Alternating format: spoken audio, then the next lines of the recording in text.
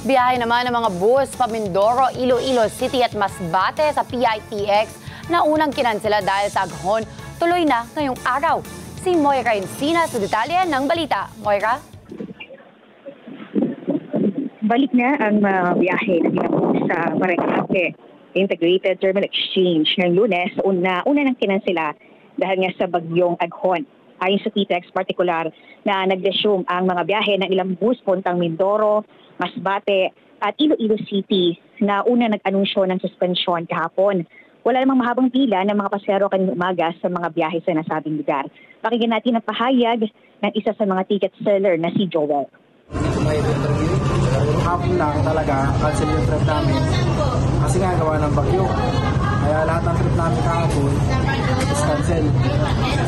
So ngayon naman po, okay na ulit. Dire-diretso na ulit yung biyahe namin. Wala nang problema. May mga biyahe na rin muli papunta namang Quezon mula sa PTEX matapos na bumuti na ang panahon sa lalawigan ngayong Lunes. Suspendido ang mga biyahe kahapon dahil sa sobrang lakas ng ulan at may mga nagtumbahang puno sa Quezon. Pakinggan naman natin isa pang pahayag ng ticket seller na si Joel. As of now naman po wala pong cancel trips but still monitoring pa rin naman po sa operation po. Okay na rin naman po yung flow ng traffic po.